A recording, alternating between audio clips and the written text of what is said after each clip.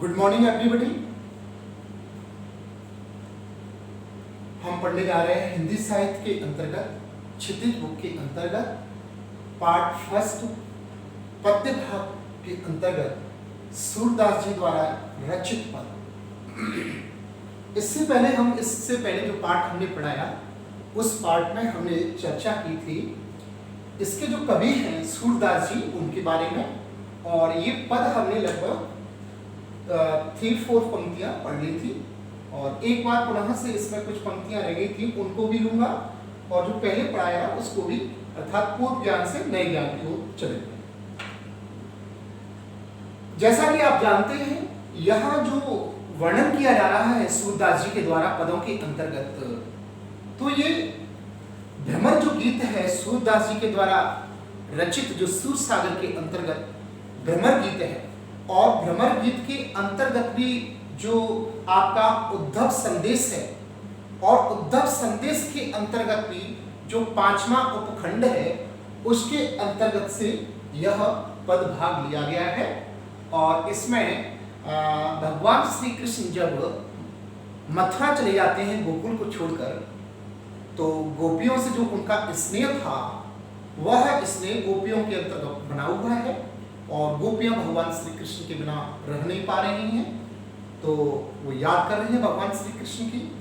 तो इस स्थिति में भगवान श्री कृष्ण उद्धव जी के लिए कहते हैं और उद्धव जी को गोपियों के पास में भेजते हैं, गोकुल भेजते हैं उनको समझाने के लिए। और जब वो समझाते हैं, जब योग संदेश अपना गोपियों को समझाते हैं, तो समझाते वक्त उनको निर्गुण उपासना की तरफ प्रेरित करते हैं, अर्थात भगवान श्री कृष्ण से अलग करने की, अर्थात भगवान श्री कृष्ण के प्रति जो गोपियों का जो स्नेह है, जो प्रेम है, उससे वो भगवान के प्रति उनका प्रेम वो हट गए। तरह तरह की बातें कहते हैं, लेकिन गोपियों को कहाँ सुहाती हैं आप जानते हैं। गोपियाँ तो अपना सर्वस्व भगवान श्री कृष्ण को दे चुकी थी, और उनके अलावा दुनिया में तो उनका कोई नहीं था, वही सब कुछ थी, कहाँ मानती हैं। तो यहाँ उद्धव का व्यंग किया गया है, जो उद्धव जी योग संदेश लेके आए उन पर इस चैप्टर का जो पहला पद है इसमें उनके ऊपर व्यंग किया गया है और उनको अभागा कहा गया है। हालांकि यहाँ बड़भागी शब्द का अर्थ तो भाग्यवान होता है, लेकिन भाग्यवान में जो अभागा एक शब्द छुपा हुआ है, व्यंग से अभागा कहा गया है। जैसा कि चलिए और इस उदाहरण के माध्यम से और आपकी अच्छे से समझ में आए। ऊधो तुम हो अति बड़े भागी, ये उद्धव दास जी तुम यू अर्थात तुम तो बहुत ही ज्यादा भाग्यशाली हो, अत्यधिक भाग्यशाली हो। क्यों भाग्यशाली हो? अपरस रहत स्नेह तगाते नाहिन मन अनुरागी। आप अपरस दूर रहे हैं, रहत रहे हैं, स्नेह तगाते, स्नेह रूपी जो धागा है उससे, अर्थात भगवान श्री कृष्ण के पास में रहते हुए वे भी जो प्रेम के सागर कहे जाते हैं उनके पास में रहते भी आप पता नहीं कैसे उस प्रेम से दूर रहे हैं। नाहीन मन अनुरागी, और आपका मन प्रेम से युक्त नहीं हुआ है, अनुराग से युक्त नहीं हुआ है, पता नहीं है आप उनके पास में रहते हुए कैसे उस प्रेम से अछूते रहे, हम नहीं जानते हैं। क्योंकि कहते हैं यदि काजल की कोठरी में जाओगे आप, कहीं ना कहीं काजल जरूर रहेगा। आप समुद्र, प्रेम रूपी समुद्र के पास में इतने दिन रहे, नजदीक रहे, पता नहीं आप प्रेम से कैसे दूर रह पाए। फिर उदाहरण देकर तरह तरह के उदाहरण दे रही हैं। उसमें पहला उदाहरण दे रही है पुरैन पात रहत जल भीतर। पुरैन कहते हैं कमलिनी, और पात कहते हैं पत्ता, रहत कहते रहता है, जल कहते हैं पानी को, भीतर माने अंदर। जिस प्रकार पुरैन कमलिनी का पत्ता पानी के भीतर रहते हुए भी ताह रस देह न दागी, ताह माने उसकी, देह कहते हैं शरीर पर, न दागी, रस कहते हैं जल को, जल की एक बूंद भी उस पर स्थित नहीं रह पाती, अर्थात ठहर नहीं पाती है उस कमलिनी के पत्ते पर, पानी के अंदर रहते हुए भी। देखिए ये बड़ी विचित्र लीला है। देखिए आपके कोई चीज पानी के अंदर हो और पानी की बूंद उस पर एक भी न टिके। यहाँ ऐसा ही कर रहे हैं भाई सूरदास जी, तो अपने आप में बहुत ही विद्वान कवि है, तभी तो इनको जन्मांत नहीं कहा गया है। कुछ लोग मानते हैं कि जन्मांत नहीं थे, क्योंकि इन्होंने वर्णनिक बेजोड़ किया है। ऐसा लगता है कि किसी वस्तु को, अर्थात भगवान श्री कृष्ण को इन्होंने स्वयं अपनी प्रत्यक्ष प्रत्यक्ष आंखों से देखा है। तो कहने का तात्पर्य मेरा यह है कि यहाँ जो वर्णन किया जा रहा पुरहिन पात रहत जल भीतर, जिस प्रकार कमलिनी का पत्ता जल के भीतर रहते हुए भी ताह रस देह न लागी, उस पर पानी की एक बूंद भी नहीं टिक पाती है। एक उदाहरण दे दिया नंबर 1।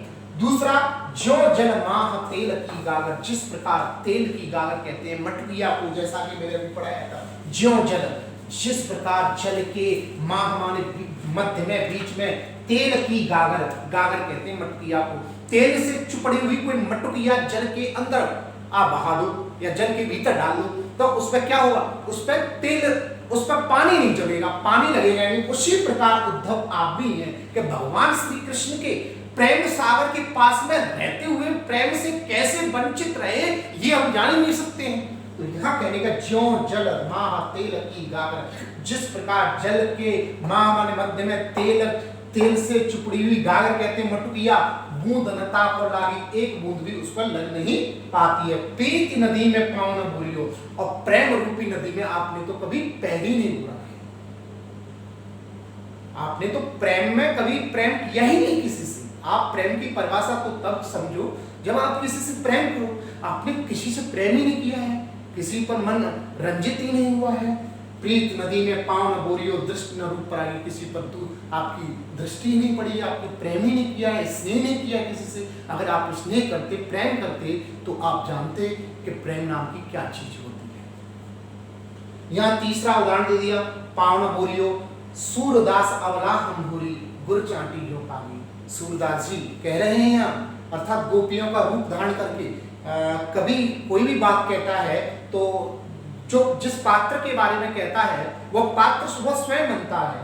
तो यहाँ सूरदास जी गोपियां बन के कह रही हैं, अर्थात सूरदास जी गोपी बन के कह रही हैं। और कभी रचना जब करता है किसी चीज की तो पहले वो स्वयं उस रूप को बनता है, अर्थात उस रूप में स्वयं आता है पहले, और आकर उसको तभी प्रस्तुत कर पाता। अगर उस रूप में वह नहीं आएगा तो वो कभी उस रूप को वर्णन नहीं कर पाएगा। तो यहाँ सूरदास जी कह रहे हैं कि मतलब अबला हम भोरी, मतलब गोपियों के माध्यम से यहाँ सूरदास जी कह रहे हैं अबला है, हम तो सीधी सादी ग्राम की रहने वाली महिलाएं हैं, भूरी हैं, हम तो बिल्कुल सीधी सादी हैं, हम तो कुछ जानते ही नहीं है। गुड़ चाटी यो पानी, जिस प्रकार गुड़ कहते हैं खाने वाला मीठा मधुर मिष्ठान, ईख से बनाया जाता है जो गुड़, चाटी ज्यों पागी, जिस प्रकार चाटी कहते हैं चींटियों को, ज्यों माने जिस प्रकार पागी लग जाती है, चिपक जाती है। जिस प्रकार गुड़ से मीठा गुड़ होता है उससे चींटी चैंटे जिस प्रकार चिपक जाते हैं, उसमें उसके स्नेह में उसके स्वाद में इतना उससे लिपट जाते हैं कि उससे छूटने की कोशिश भी करते हुए भी नहीं छूट पाते हैं, और उसमें क्या होता है वो चुपके रहते हैं। उसी प्रकार यहाँ जो सूरदास जी हैं वो गोपियों के माध्यम से कह रहे हैं कि हम तो उस गुड़ की जो गुड़ होता है उस गुड़ की चींटी जिस प्रकार से चिपक जाती है उससे उसे छोड़ नहीं पाती हैं, उसी प्रकार हम तो भगवान श्री कृष्ण को सर्वस्व अपना मतलब न्यौछावर कर चुके हैं, वही सब कुछ है, हम उनसे दूर नहीं हो सकते, हम तो भूली भाली हैं। और ये योग संदेश है, जाके आप उन्हीं से कहीं हो। तो यहाँ इस प्रकार आपका वर्णन किया गया है। अब यहाँ अगर देखें तो देखो यहाँ अपरसरह सना नाहिक मन अनुरागी पुरहिन पाते, यहाँ उपमा अलंकार का प्रयोग किया गया है। अर्थात यहाँ जो अनुराग है जो उद्धव का भगवान श्री कृष्ण के प्रति रहते हुए भी, वहां रहते हुए उनके पास में तब भी अनुराग से युक्त नहीं हुए, प्रेम से युक्त नहीं हुए। यहाँ जो उपमा दी गई है उद्धव की वो कमलिनी के पत्ते से दी गई है। दूसरे उदाहरण में ज्यों शब्द ज्यों त्यों, जैसा कि मैंने बताया था उत्प्रेक्षा अलंकार में आती है, तो यह ज्यों त्यों में आपका उत्प्रेक्षा अलंकार है। ज्यों जल माह तेल की गार, जिस प्रकार ज्यों जैसे, तो यहाँ आपका उत्प्रेक्षा अलंकार। प्रीत नदी में पाँव न बोरियो, यहाँ नदी को यहाँ जो प्रीत है प्रेम है वो नदी के समान बताया था, नदी का प्रीत में आरोप कर दिया गया है। उपमान का उपमेय में जब आरोप होता है तो रूपक अलंकार होता है, तो यहाँ रूपक अलंकार हो गया। और भी यहाँ जैसे आपका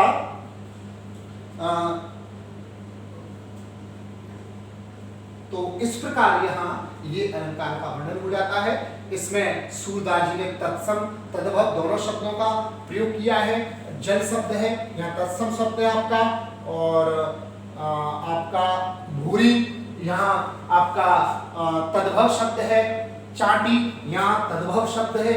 इस प्रकार यहाँ आपके तत्सम और तद्भव दोनों प्रकार के शब्दों का प्रयोग किया गया है। अलंकार में रूपक अलंकार, उत्प्रेक्ष अलंकार, अनुप्रास अलंकार और उपमा अलंकार, इन अलंकारों का प्रयोग किया गया है। यहाँ जो भाषा शैली है सूरदास जी की, वो सरल भाषा शैली है, अर्थात इसमें जो भाषा शैली में मधुरत्व है और स्वर मैत्री भी है। जैसे स्वर मैत्री में अनुरागी, दागी, लागी, परागी, पागी, यहाँ स्वर मैत्री है। देखिए सब में ग आ रहा है तो स्वरों की मैत्री आ रही है, ई आ रही है, सब में बड़ी बड़ी ई आ रही है, तो यहाँ वर्ण मैत्री, शब्द मैत्री भी है। तो सूरदास जी ने अपने पदों में जो साहित्यिक जो विशेषताएं होती हैं जितनी भी, वो सारी इसमें प्रयोग किए हैं। इस प्रकार यह पद आपका हो जाता है